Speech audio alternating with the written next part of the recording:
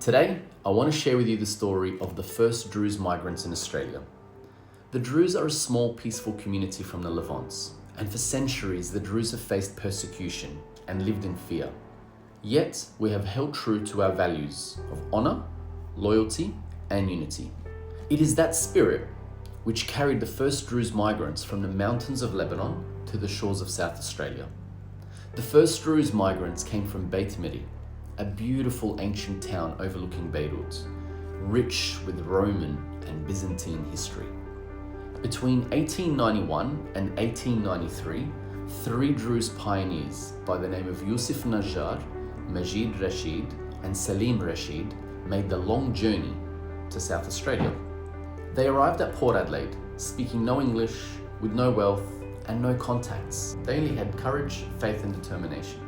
When they first arrived, life was anything but easy. Youssef, Majid, and Salim found work at the Port Pirie smelters.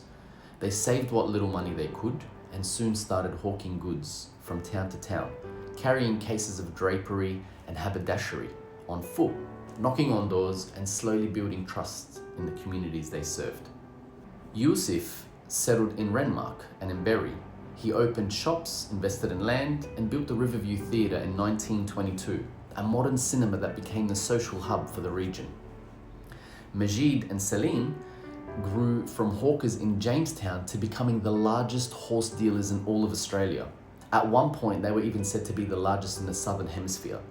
During World War I, they were supplying thousands of horses to the Australian and British armies and supporting all their war efforts abroad.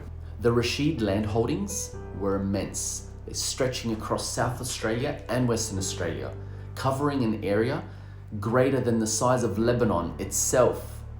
They owned stations, hotels, and they even built the Alhambra Theatre in Port Pirie. But what truly set them apart was not just business. They gave generously to hospitals, they donated to civic projects, built roads and infrastructure, and always extended a hand to new Druze arrivals. Their homes were always open, and their generosity was legendary. The Druze quickly became part of South Australia's fabric, from the Riverland to the mid-north, from Port Pirie to Adelaide, and their names were associated with hard work, generosity, and vision. And they showed that migrants are not a burden, migrants are builders, and the Druze were among the very first to prove this here. Our story is an example of how migration should be. We didn't come to take, we came to build. We came to assimilate and to contribute and to give our families a future. And in doing so, we strengthened the communities around us. But we must also recognize an important truth. In a time where many countries feel overwhelmed by migration, the question is not whether migration is good or bad. It's whether the migrants embrace their responsibility. Successful migration requires more than just arriving. It requires integration. It requires learning the language and respecting the laws and embracing the values of Australia. Values like mateship and fairness and loyalty and service. When migrants bring these qualities, they enrich the nation. But when they refuse, they create division. The Druze story in South Australia proves that when migrants step forward with commitment and courage and respect, they don't weaken a country, they make it stronger.